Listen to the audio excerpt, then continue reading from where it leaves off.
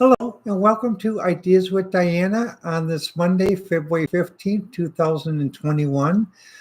Some things I'd like to mention regarding that has occurred over the last week or so is for many of us, the impeachment trial is over. And I watched some of it. I didn't watch all of it. And I was surprised that basically that they did close it out on Saturday because as was originally planned, Saturday was supposed to be set aside for the allow for religious observance of certain members that were present. The thing about the impeachment trial, though, is when I reviewed and listened to it, there are many things that are circumstantial. Excuse me, and and and however, the real thing about whether basically someone should be there has to be something beyond a shadow of doubt, and circumstantial is not beyond a shadow of doubt. It's not. There's been issues in past cases. I'll just say in that. So, but what this does bring up, though, this does bring up a bigger issue, though, is that basically when certain people feel that basically that they are compelled to do violent things, and when they get caught and basically say, well, I did this because no, something else caused me, someone else said something caused me to do this. Well, then that takes away the thing about personal responsibility. And the thing is, though, what happens is we should never sort of get to the point where basically someone can be abject of not having personal responsibility if they're not mentally ill or medically ill in that, though. So, but continuing on this thought, though, one person in California wanted to propose a truth commission in parentheses to review media that's of a certain political spectrum. And well, I mean, today's journalism groups have guilds and codes of conduct as to what it means to be a journalist, and it's doesn't use the word truth because in history, truth has been abused many different times in history.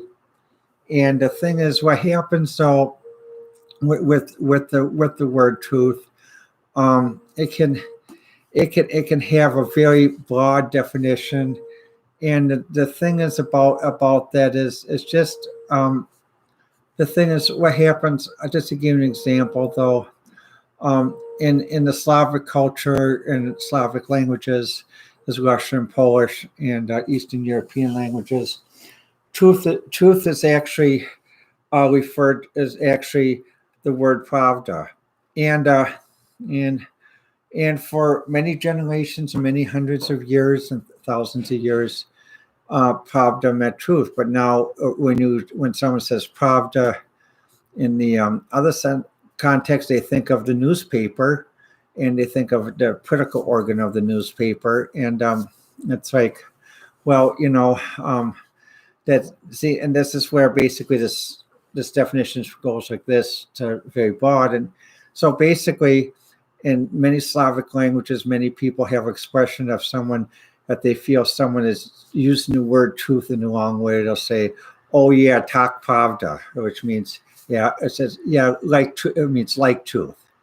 The word like and truth meaning, something is basically, let's give an example. Something is like Coca-Cola, not exactly Coca-Cola, or something is like milk, but not exactly milk. You get the point. But and so, regarding this thing about discussions, whether they're left or right, or I do think we have to be careful on how we do this because many people basically read the New Republic. Many people read the Washington Inquirer. Also, many people read the Week, which is on the left side of the spectrum. And the thing is, though, it's It's a thing where basically because someone reads something on the left side of the spectrum, does that mean that basically they're basically considered a conspiracy theorist or considered a insurgent? No, that just means basically some people want to read multiple points of view just to see what different aspects are saying. I mean, even some people will watch Russian RT news to see exactly what's being said. Other people will read the Star newspaper of Toronto online, as well as the Times of London online, just to see what different points of view are, because they want to see what points of view are around the world on the same aspect. And getting into this aspect is just a common story. When I was doing my literature reading earlier this morning, reading the Times of London, the Star of Toronto, RT, MSNBC, CBS, Fox News, Chicago Tribune. A common story that appeared in all of them was about what's happening in Minneapolis. Minneapolis recently defunded their police department, and basically the hope was that basically by defunding the police department and enacting other initiatives that crime would go down, but crime in three significant areas has significantly increased. And they found out that basically they are short of officers now to handle certain types of situations. And now they're offering a bonus for officers to sign up again. And many residents are begging the city to stop the defunding effort because of muggings, muggings, rapes, and burglaries have increased significantly. And it's a case where basically as an experiment was done and it didn't work out. So they're going to have to go back to the old system. And I mean, I'm not saying don't experiment, but I'm saying basically if experiment doesn't work, then you have to go back to something that basically did work, even though it may be imperfect. But and I don't. Another thing is when I say old system, I don't support any type of violence against a suspect, but I do realize from working in the emergency room and pre-med that being a policeman or a policewoman is a very hard profession. An officer is expected to make a split-second decision, which no matter what decision they make, which may be critically reviewed, and if they wait too long to make that decision, they won't have to go through critical review because they'll be 6 feet under. And some civilians don't understand that, but when officers do make that decision, they're not heartless. I mean, they do think about it, and it is, a lot of times they hope that they don't have to. That's but really what I hope what this impeachment debacle has shown us, though, is that it's like what Trump's attorney said in one of his summing up the case, is that I hope that 4 years from now we don't have another one of these where if the Republican Party becomes the dominant party and they should win back the presidency, and basically in a closely fought race that basically the leading Democrat candidate is put on a political trial for basically to get them so they can't run again. Because I think what that analogy he meant alludes to is if we keep doing this every 4 years where the winning party puts the losing party's candidate on an impeachment trial, we really are becoming a banana republic. And no one really wants to live with that. Even the people of Venezuela don't want to live with that anymore either. And that, though, in other South American countries. So the thing is, we really have to heal. I mean, and I'm glad to see that certain sites that basically are able to sort of allow multiple expressions of thought and opinion on different topics. But the thing I look back upon is I've been on internet since 1983, and 1983. even before, like when I was a teenager in the 70s. Some of the things we went through were more harsh than what people are going through today. In the 70s, for example, we worried in 74 whether our country would survive with Watergate, and with President Nixon resigning from office. Because I remember that day when President Nixon resigned, I was basically an early teen, or what they call preteen, or well, early teen. But so what happened? I said, well, why don't you watch? And I remember turning on Channel 9 and watching, 12 excuse me, at 12 noon on Channel 9 and seeing President Nixon walk out to helicopter flying away on the newscast. And, basically the school I went to, they allowed all of us to stay home that day so that we could watch that, because they said there's a momentous history. It's the first time you ever see a president resign from office. However, the other reason why they wanted to watch, because they wanted to show that it was a peaceful resignation. It wasn't like a banana republic where someone is resigning under force of arms or other things, and that. So, and when we came back the next day, I remember one teacher I had at Jefferson Elementary. She was a very well-respected teacher, Mrs. Thomas, and also the other teacher I had, Mr. Suchek. They both taught a combined 5th and 6th grade class, and we talked about it, and they said, well, now President Ford is, President of the United States, and it was a peaceful transfer. That's what signifies the United States over other countries, is the peaceful transfer of power. And even though there may be concerns, it's not a type of concern where people are going to come and storm and do violent acts. People know enough to have personal responsibility not to do like what the insurrectionists did. And at that time, to some people who are watching this, they may be in their 20s or 30s. You may not realize just how tense that time during the Watergate crisis was, because many of us remember watching when there used to be 4 major news channels: ABC, CBS, NBC, and PBS. And then the 5th was basically some local independent stations.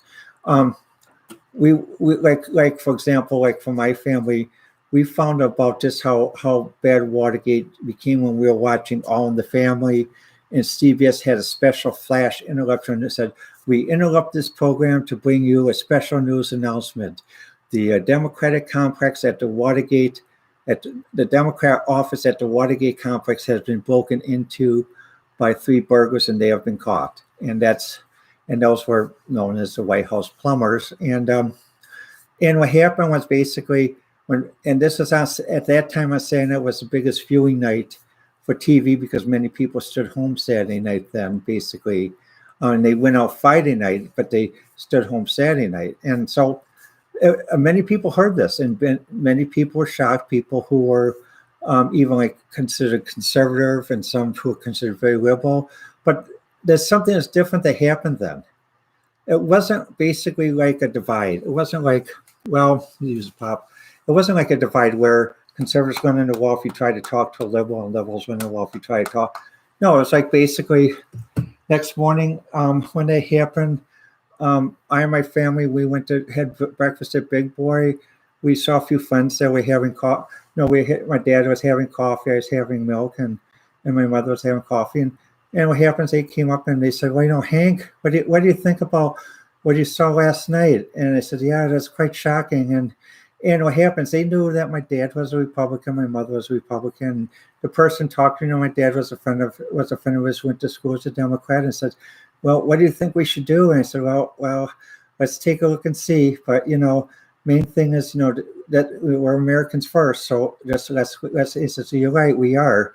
So we got to make sure we stick together and figure out how to solve this thing mutually." Now that's an important point. We in the 70s, because we had different points of view, we didn't believe in doing effigies of trying to hang someone or trying to burst in the Capitol and steal a podium and take it home with us as a trophy, or disrespect the Capitol by putting foots on the desk, or doing any type of, and then basically when they got caught to say, well, oh, the devil made me do it. No, there's personal responsibility there. But in the 70s, though, I mean, we did have a few people that were quite extreme and did do some violent things. But however, they were, a lot of other people even talked to some of them and said, look, we understand how you feel, but this is not the way to do it. This is not how we're going to keep our country together and heal from this. Will you give us time to sort of figure a way how to do this? And time was given. And that's what we have to do now. Will you give us the time to solve this peacefully, non-violently, get the country back together and get us culturally back together? Because, excuse me, when we travel, when we as Americans travel, basically, let's say someone travels to Canada, or someone travels to UK, or someone travels to Europe.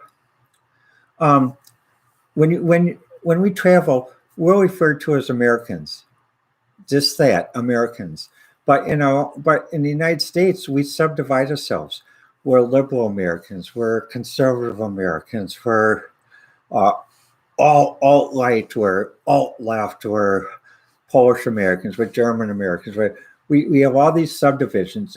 We're evangelicals. We're atheists. We're Catholic. We're all these subdivisions. But other countries, when they see us and when they think of us as one, Americans. And even when we travel, because one time I was watching a BBC morning show that a friend basically sent to the Doctor Who club when I was at Parkside in pre-med, and it had the thing about the new Doctor and his companion, and when the BBC announced the new companion, says, well, here's the Doctor's new companion, American. It wasn't that she was an East Coast American, West Coast American, Midwest, Republican, Democrat, whatever subdivision, strictly American. And we have to realize that other countries view us basically as one people, many different views united, but as Americans, and that's what we have to get back to. I'm not saying that basically people give up their political persuasions or religious beliefs or convictions. I'm just saying just temper them a little bit. So basically to realize that we all working for a common goal. We all want to live in a free society. We also want to live in a society where we can speak freely, to analyze views from multiple perspectives. And that we don't want to look at things through blinders. And but also that comes with responsibility. Freedom. Some people think freedom of speech is a non-limited right.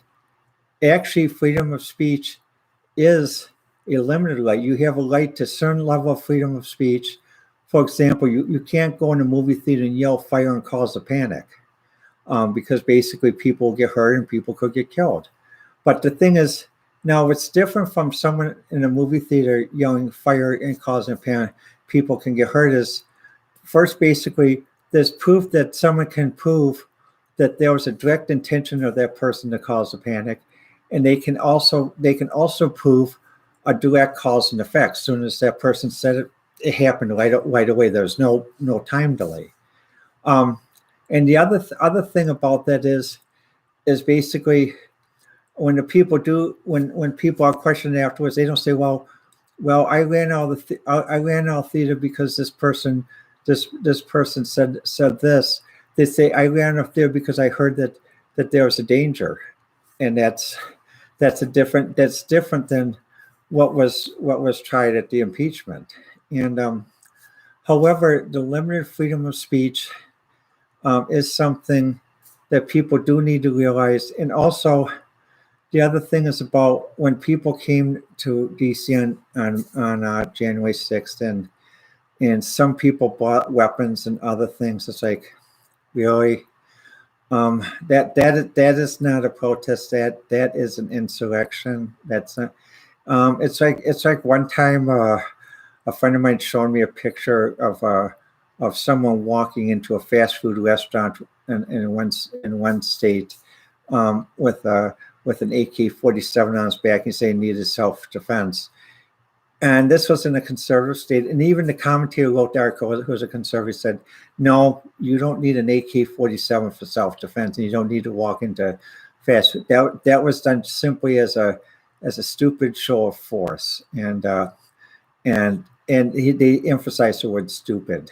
Um, so, when we do realize what has happened this last week with the impeachment, now it's time to get together and try to form, basically, um, working towards problems that we really need to work on. One is like this COVID problem. Right now, like for example, leading the Toronto Star, I think what I saw early this morning was 1.4% of the whole population has been inoculated, according to the Toronto Star's facts and figures that they put on the front page, which I think is a good feature. In Wisconsin now, they claim, I think they said 5.8% of the people have been inoculated. I'm still waiting to get mine. I and a friend are hoping to get ours by March 1st. A friend of mine, who's a veteran, he got his second shot at the VA, but he mentioned something about when he did go to the VA that they didn't realize how many people that they had scheduled that day. So what they had to do was, well, the VA hospital in North Chicago has two wings. They have the new wing and they have the old wing of Lovell. And so what happened, basically, they didn't have enough space to hold all the people in the new wing, so they had to send them over the old wing, and they had to have a shuttle that drove people back and forth. And it literally was like a cattle call, literally. And the other thing what we have to work on too is concurrently, which is how do we keep the economy up? Many like friends of mine that I saw postings in Florida, they talked about hearing something about basically different measures for treating COVID in Florida at a federal level and state level. And they said, well, we can't afford another missed tourist season because they depend on tourists, to keep the economy going. So, I mean, if we're not, and other places like have the same thing. So so basically we do need these stimulus every so often to keep this going until basically we get everyone inoculated and we can start doing activities again. Because even in Milwaukee, like Pride Fest, which normally occurs in June, is scheduled for September. And I believe Summerfest, which is scheduled, in early July, has been moved to late to September as well. This begs the question about when will Major League Baseball start, and because even Major League Baseball is concerned that if they have another season without the fans, they don't know how well they can keep going like that though. And in Canada, the Canadian Football League, which has revenues that are strictly gate driven, actually had to shut down this last season because with the restrictions, there weren't enough fans and there wasn't enough TV revenue to keep the games going. So basically that's what the things we have to concentrate on, and we got to keep an open mind. If someone offers an opinion from one side or another side, or basically in the middle, or different perspectives, just don't call them dead on arrival. Actually, critically evaluate it, and basically don't, and also get away from the halo reasoning that one side of the media is right and the other side of the media is wrong. Let's critically evaluate it by facts, and let's not use labels. Let's not use assumptions. Well, let me know what you think. I prefer to receive messages on Twitter at Diana1A because it's easier for me to look at messages on my computer, my cell phone, by Twitter, rather than Messenger. The problem I have on Messenger is my cell phone. My cell phone is not the top of line cell phone, and Messenger blows up my cell phone and eating up memory and causing battery drain issues. So that's why I prefer you send messages by Twitter to Diana1A. Well, let me know what you think. And during this cold spell, try to plan your activities, and just if you do have to go out, remember, cover your hair, cover your head. Even when I go out, basically, I don't wear my wig. I actually have a wool cap that I bought at Marshall's 2 years ago. It's a Canadian goose cap. Keeps my head very warm because that's the part where you lose the most heat. So, well, until next time, this has been Ideas with Diana, and I'd like to thank you for watching.